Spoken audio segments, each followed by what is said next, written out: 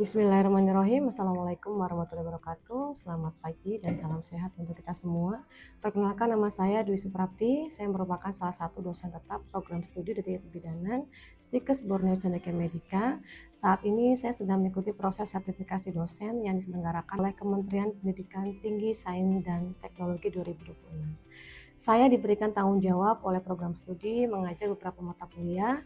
Salah satu diantaranya adalah asuhan kebidanan kesehatan perempuan dan perencanaan keluarga. Kompetensi utama saya adalah kesehatan reproduksi. Pada kesempatan ini saya akan menyajikan sebuah video pembelajaran di mana video ini merupakan pernyataan diri dosen unjuk kerja Tridharma Perguruan Tinggi atau biasa kita sebut dengan PDD UKT PT. Dalam mengajar saya menggunakan 3 komponen mengajar, yaitu DIA, Delivery, Interaction, dan Assessment. Menjelaskan tentang deskripsi mata kuliah, capaian pembelajaran, materi pembelajaran, dan metode pembelajaran. Pada komponen Interaction, saya akan menjelaskan tentang strategi pembelajaran interaktif. Lalu pada komponen Assessment, saya akan menjelaskan tentang sistem penilaian mata kuliah, lalu rekaman proses pembelajaran tatap muka. Mata kuliah yang akan saya bawakan adalah asuhan kebidanan kesehatan perempuan dan perencanaan keluarga, berlangsung pada semester ganjil di tingkat 2. Mata kuliah ini terdiri dari 16 minggu pertemuan, di mana 2 minggu di dalamnya terdiri dari UTS dan juga UAS. Untuk pertemuan lainnya berisi perkuliahan teori dan juga praktik.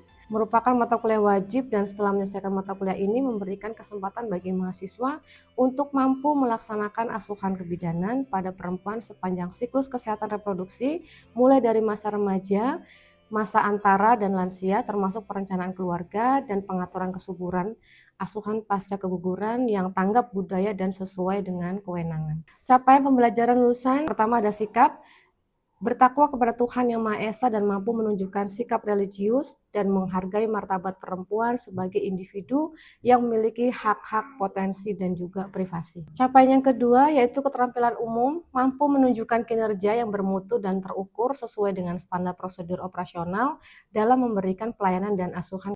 Capaian yang ketiga, keterampilan khusus, mampu melakukan deteksi dini pada masa pranikah dan juga masa prakonsepsi, kehamilan, persalinan, nifas, bayi baru lahir, bayi, anak balita, anak prasekolah, kesehatan reproduksi, remaja, perempuan usia subur, dan perimenopause.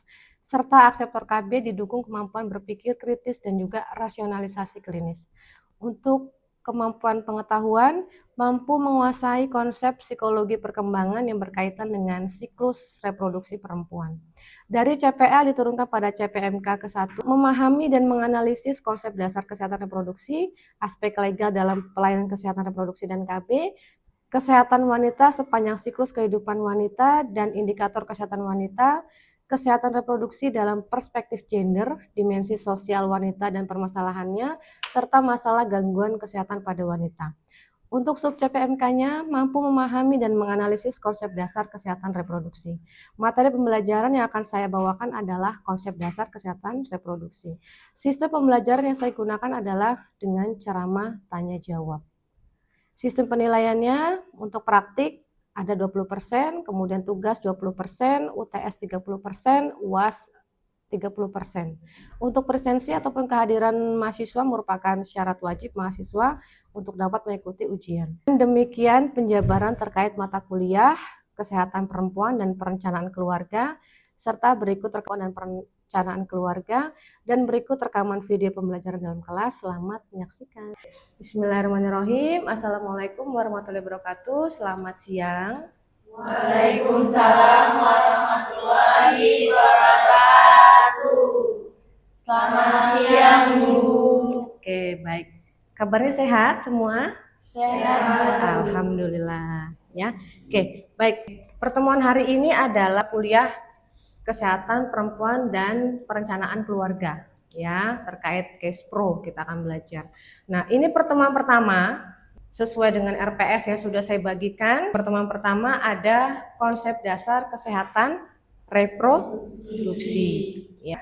Tujuan pembelajaran pada hari ini adalah ya, kalian harus mampu menjelaskan satu, definisi kesehatan reproduksi, kemudian dua, tujuan dari kesehatan reproduksi. Yang selanjutnya ada sasaran kesehatan reproduksi, Kemudian ada ruang lingkup kesehatan reproduksi sama faktor yang mempengaruhi kesehatan reproduksi. Selanjutnya ada indikator kesehatan reproduksi dan yang terakhir ada hak-hak reproduksi. Oke. Sebelum jauh melangkah ya, terkait pengertian dari kesehatan reproduksi. Ada yang tahu apa itu kesehatan reproduksi? Yang dimaksud dengan kesehatan reproduksi itu berarti apa? Kesehatan reproduksi adalah kondisi sejahtera ya, kondisi kesejahteraan fisik, kemudian mental ya, dan sosial yang menyeluruh. Bukan hanya ketiadaan penyakit, bukan hanya karena saya nggak sakit, makanya otomatis saya sehat gitu ya. Kemudian selain penyakit, kemudian gangguan ya dalam semua aspek yang berkaitan dengan sistem reproduksi, kemudian fungsi serta juga prosesnya ya.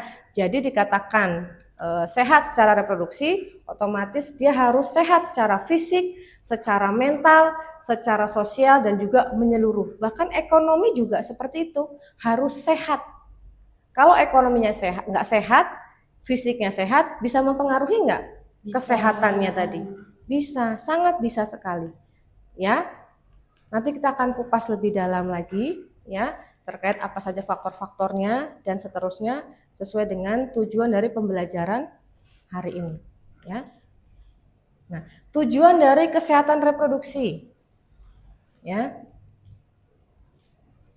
Satu, yang pastinya meningkatkan derajat kesehatan reproduksi itu sendiri. Kemudian poin yang kedua, ini juga yang sangat penting, menurunkan AKI dan AKB, angka kematian ibu dan angka kematian bayi. Ya. Kemudian 3, mencegah IMS dan kelahiran tidak direncanakan atau infeksi menular seksual. Ya. Yang keempat, mendukung keluarga yang berkualitas. Dengan apa? Dengan ber-KB, menjarangkan kehamilan, ya, supaya nggak beranak pinak. Padahal ekonomi masih sedang belum stabil, seperti itu, ya. Oke. Kemudian sasaran kesehatan reproduksi. Kira-kira siapa sasarannya? Remaja, Dari bayi, anak, balita, anak, remaja, dewasa. Oke ya, ada bayi, anak, remaja, wanita usia subur, ya, ibu hamil, ibu bersalin, ibu nifas, ya, ibu menyusui, pasangan usia subur sama lansia, ya. Dan nanti itu semua kita akan melewati proses itu, ya nggak? Iya. Ya. Sekarang kalian di fase yang mana? Remaja, masih remaja ini. Dewasa kalian kan ya? Iya, Bu. Rata-rata sudah berapa usia di sini? 21. 21. Ya. Oke. Itu sasarannya. Selanjutnya ada ruang lingkup kesehatan reproduksi. Ruang lingkupnya di sini ada kesehatan ibu, ya. Kenapa kok kesehatan ibu menjadi salah satu ruang lingkup kesehatan reproduksi? Karena kesehatan ibu itu adalah yang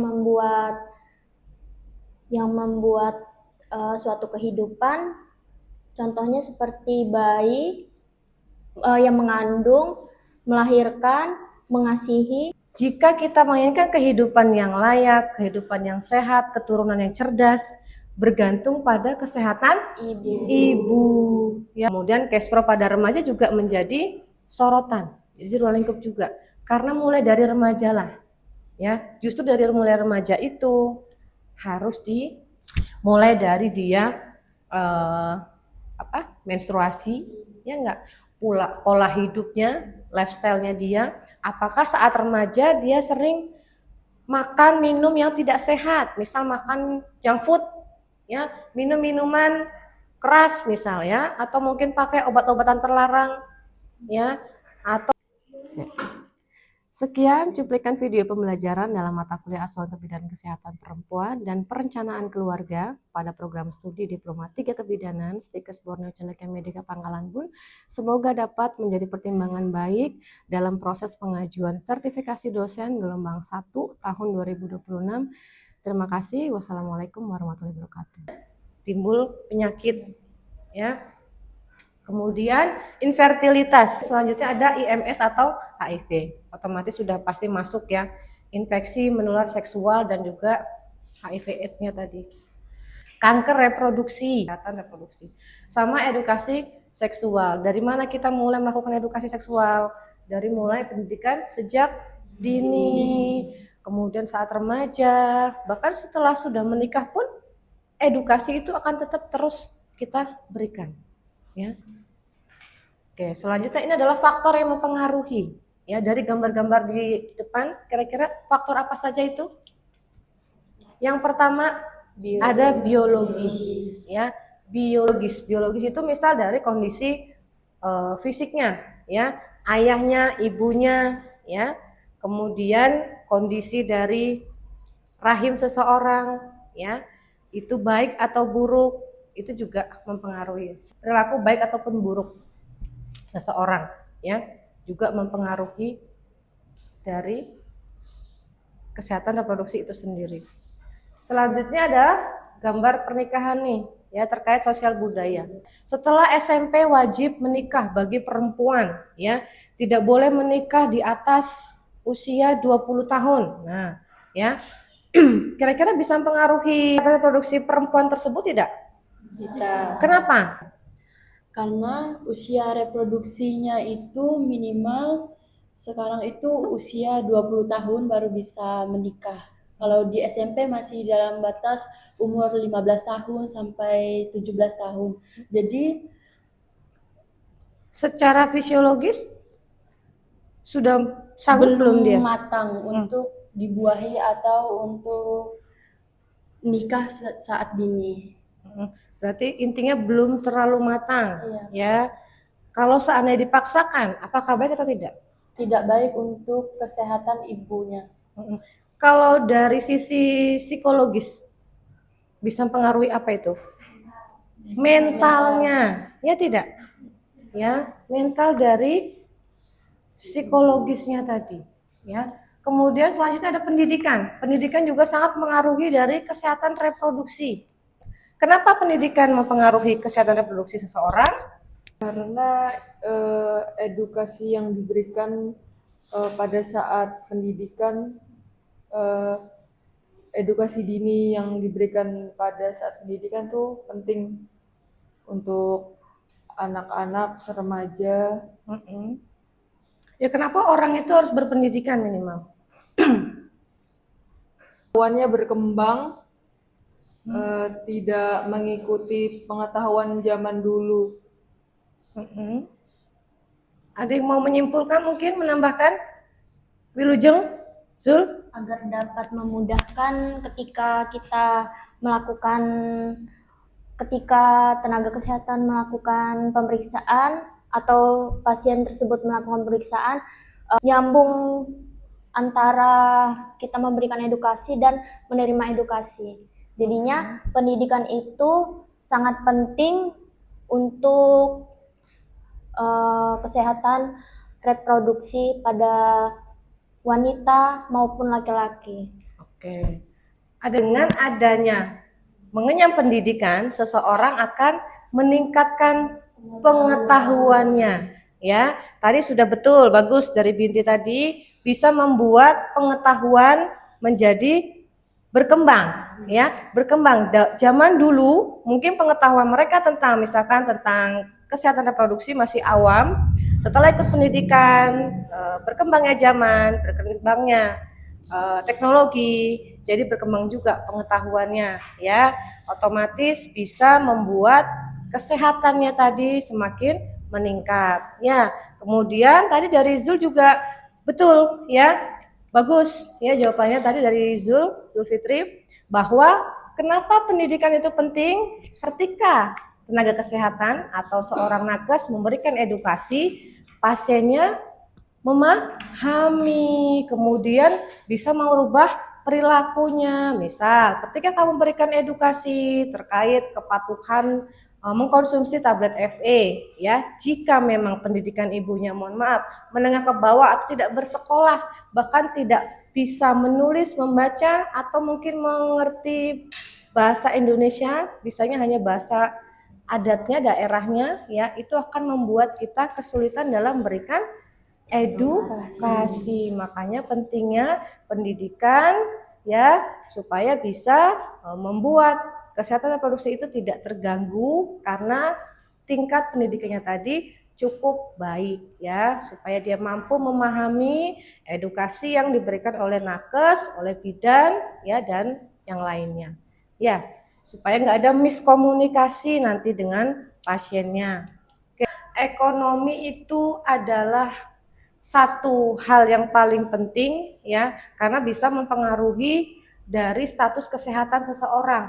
Misal contohnya, ya, ada ibu hamil, satu memiliki atau berlatar belakang ekonominya cukup, yang satu kurang, ya, sama-sama hamil, tapi ketika dihadapkan dengan situasi dia harus periksa ke dokter, walaupun bisa ke puskesmas periksanya, tapi faktanya sekarang kunjungan ANC itu minimal berapa kali menurut Kemenkes? 6 kali. Dari 6 kali itu 2 wajib ke dokter spesialis kandungan, ke SPOG. Uang, ya. Perlu uang untuk bayar konsultasinya. Minimal berapa? Sekian misal, ya. Minimal 2 kali harus ke dokter SPOG di awal kehamilan sama di akhir sebelum melahirkan. Lagi terapinya, obat-obatannya, ya, asam folat, tablet FE, vitamin-vitamin yang lain, ya.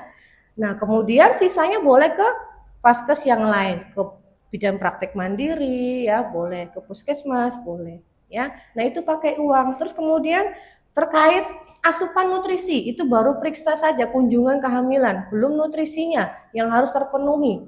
Ibu yang hamil dengan ekonomi yang cukup, dia akan tercover nutrisinya, ya. Anaknya dapat susu, dapat buah, nasi, sayur, lauk pauk, ya.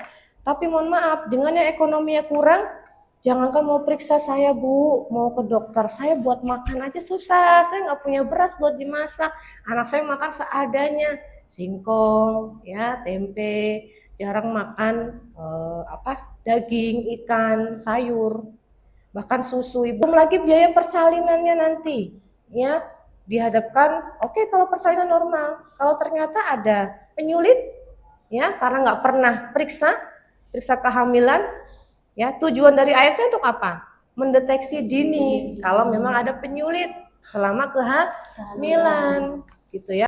Ya, belum lagi nanti kalau sudah melahirkan, dia nifasnya, ya, menyusuinya, ternyata aslinya mungkin serat atau bagaimana, pakai sufor misal. Sufor kan beli lagi, uang lagi, belum diapersnya, ya, popoknya bayinya, dan lain-lain, sampai nanti ke biaya pendidikan anaknya, ya.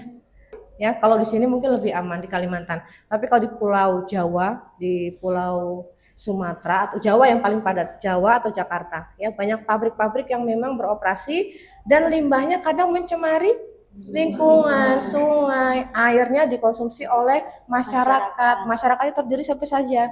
Ada ibu hamil, ada anak-anak, balita, bayi. Mereka minum itu setiap hari, setiap minggu, setiap tahun, seumur hidupnya mereka mengkonsumsi air yang tercemar dengan limbah. Nah, terdampak nggak ke kesehatan dirinya, terutama kesehatan reproduksinya? Terdampak, ya. Mohon maaf, mungkin jadi gimana ibunya, ya, makin kurus, ya, atau bahkan bisa melahirkan generasi stunting, ya, dan seterusnya. Sama ini, pelayanan kesehatan juga mempengaruhi faktor dari kesehatan reproduksi. Misal yang di daerah pedalaman, ya, vaskesnya pasti nggak memadai, bahkan mungkin tidak ada puskesmas. Masih ada daerah kita di Indonesia yang tidak ada fasilitas kesehatan? Masih, ya. Kalau di sini aman, ya. Ya, ada beberapa bagian atau beberapa wilayah yang mungkin tidak terjamah oleh pemerintah, ya, terutama terkait kesehatannya, pelayanan kesehatan. Mereka kalau mau periksa, biasa mungkin ke dukun, ya nggak? Ke dukun atau mungkin ke mana, ya, ke ketua adat, ya. Akhirnya hal-hal yang awalnya fisiologis, kadang dikait-kaitkan dengan hal yang mistis seperti itu. Ya, oke, next sampai sini ada yang mau bertanya? Cukup? Lanjut ya. Nah, selanjutnya di sini ada indikator kesehatan reproduksi. Ya, ada mulai AKI, ya, AKB, ya, angka kematian ibu, angka kematian bayi, angka kematian neonatal, ya, kemudian ada angka fertilitas total, ya, ada angka prevalensi kontrasepsi, ya, atau cakupan data KB, sama spacing dan limiting atau unmet need KB. Ini terkait misal ada satu keluarga yang memang mereka mau menjarangkan kehamilan atau limiting itu child free, ya, tidak mau memiliki anak, tidak mau memiliki keturunan karena mungkin beberapa alasan, gitu ya. Kemudian cakupan ANC, ya, persalinan oleh tenaga kesehatan sama angka prevalensi dari HIV atau IMS-nya. Nah, ini selanjutnya ada hak-hak reproduksi. Kira-kira apa saja? Oke, satu. Semua orang berhak memperoleh informasi. Kemudian yang kedua, semua orang berhak memperoleh pelayanan. Yang selanjutnya, mereka berhak memilih kontrasepsi. Jangan memaksakan, misal orang nggak mau pakai KB IUD, ibu harus pakai IUD ya bu, gitu ya. Karena IUD paling bagus bu, ya, efektivitasnya sangat tinggi, gitu. Jangan memaksakan. Semua orang berhak menolak ataupun menerima, ya. Kemudian hak menentukan jumlah dan jarak anak, ya, hak privasi sama hak bebas diskriminasi, ya. Ke peran bidan, ya, kira-kira bagaimana peran bidan dalam melakukan atau memberikan promosi kesehatan, kemudian memberikan edukasi kesehatan, ya. Yang biasa bidan lakukan juga sama tuh, ada konseling KB, ya, ibunya mau pilih KB apa saja dibantu, ya, difasilitasi, dibantu untuk memutuskan, ya, jangan kalian yang memutuskan. Selanjutnya ada ANC, ya, tadi di awal, ya, untuk memonitoring atau mendeteksi dini komplikasi pada kehamilan. Kemudian persalinan yang aman, ya, pelayanan nifas juga yang aman, yang sehat. Kemudian deteksi dini kanker serviks, ya, ada pemeriksaannya kan? Apa saja pemeriksaannya? IVA test, ya, pap smear, ya. Kemudian ada pencegahan IMS ataupun HIV. Itu peran-peran bidan yang bisa kalian lakukan, ya, yang berhubungan dengan kesehatan reproduksi. Oke, selanjutnya nih, ya, tantangan di Indonesia, ya. Karena di Indonesia AKI masih menjadi perhatian atau masih tinggi, ya, AKI AKB masih tinggi. Kemudian pernikahan usia anak. Banyak di Indonesia yang pada faktanya, kenyataannya anak usia remaja banyak yang dipaksa untuk menikah. Ya, alasannya apa? Mungkin ekonomi, ya. Kemudian yang kedua apa? Adat istiadat, ya. Selanjutnya HIV atau IMS, ya, angkanya bukan masih tapi memang semakin tinggi, ya. Kemudian kehamilan remaja, ya, ini masih ada hubungannya dengan pernikahan usia anak. Selanjutnya ketimpangan akses dari layanan kesehatan. Tadi Yang pertama, kesehatan reproduksi mencakup seluruh siklus kehidupan. Yang kedua, bidan memiliki peran strategis dalam meningkatkan kesehatan reproduksi. Yang ketiga, pemenuhan hak reproduksi merupakan bagian dari HAM atau hak asasi manusia.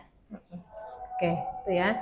Jadi ini kesimpulannya, intinya Kespro itu mencakup seluruh siklus kehidupan dari mulai bayi, ya, balita, ya, anak, kemudian remaja sampai ke lansia, ya.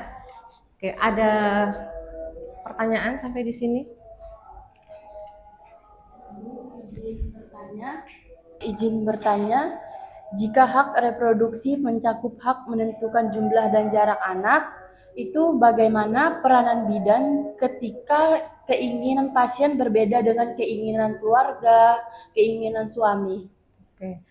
Jadi terkait hak reproduksi tadi, ya. Iya. Misal kalau saya bisa saya buat kesimpulan, pertanyaan Febi adalah bagaimana peran bidan, ya, jika menghadapi pasien yang ternyata berbeda pendapat dengan keluarga pasien atau dengan suaminya. Misal istrinya mau punya anak satu atau nggak mau punya anak sama sekali, tapi berbeda dengan pendapat dari keluarganya. Otomatis bagaimana peran bidan gitu ya. Oke, kita kembalikan lagi bahwa satu, semua orang berhak untuk menerima ataupun menolak ya, dan perempuan itu berhak untuk menerima, menolak, membuat keputusan ya. Jika memang keputusannya adalah membatasi keturunan ya, hanya memiliki satu anak saja, karena mungkin ada faktor-faktor pertimbangannya adalah faktor terkait kesehatan. Misal ibunya ternyata ada sakit asma atau jantung. Kalau dia punya anak lebih dari satu, mungkin dia akan lebih terbebani, akan lebih lelah, ya letih, lelah, repot mengurus anak. Kemudian dari segi ekonomi, banyak sekarang yang pertimbangkan anak cukup satu atau dua gitu ya. Intinya menjarangkan atau bahkan membuat keputusan besar ya, menentukan berapa keturunannya. Kita harus menghargai. Kita berarti harus tetap memberikan edukasi tadi, bukan untuk menyalahkan pihak tadi yang buat keputusan bahwa keputusan yang ibu ambil adalah salah, tidak ya. Kita menghargai, kita kasih edukasi bahwa ternyata beliau berhak menentukan. Yang terpenting adalah bagaimana komunikasinya nanti dengan keluarga pasiennya ya, dengan pasangannya. Intinya harus diberikan edukasi tadi, dikasih pemahaman bahwa ibunya sanggup hanya memiliki satu anak besar seperti itu ya. Iya. Oke, ada lagi yang lain? Cukup materi saya jelas hari ini? Jelas. Oke, kalau jelas, kalau sudah paham, berarti kita lanjut ke post test ya. Silakan siapkan kertas ya, satu lembar kertas ya, diberi nama, diberi identitas kalian. Oke, sudah selesai untuk post testnya? Sudah semua? Piana sudah? Oke ya, ini langsung dikoreksi saja. Silakan bertukar lembar jawaban ke teman kalian di sebelah.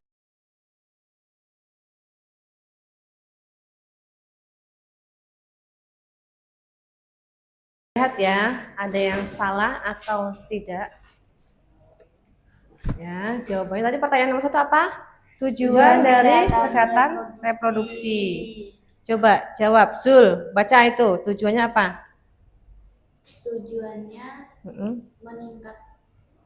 Meningkatkan derajat kesehatan reproduksi, menurunkan AKI dan AKB, mencegah IMS atau infeksi menular seksual, dan kehamilan tidak direncanakan, mendukung keluarga berkualitas. Oke, ada yang sama jawabannya? Ada. Baik ya, untuk perkuliahan hari ini ya sudah selesai materi yang saya sampaikan ya. Jika memang tidak ada pertanyaan lain, saya cukupkan sampai di sini perkuliahan kita hari ini ya. Terima kasih atas perhatiannya. Semoga ilmu yang saya sampaikan bermanfaat ya. Sehat selalu. Kemudian selamat melanjutkan aktivitasnya. Saya tutup. Wassalamualaikum warahmatullahi wabarakatuh. Waalaikumsalam warahmatullahi wabarakatuh. Sekian cuplikan video pembelajaran dalam mata kuliah Asuhan Kebidanan Kesehatan Perempuan dan Perencanaan Keluarga pada program studi Diploma 3 Kebidanan Stikes Borneo Cendekia Medika Pangkalan Bun. Semoga dapat menjadi pertimbangan baik dalam proses pengajuan sertifikasi dosen gelombang 1 tahun 2026. Terima kasih. Wassalamualaikum warahmatullahi wabarakatuh.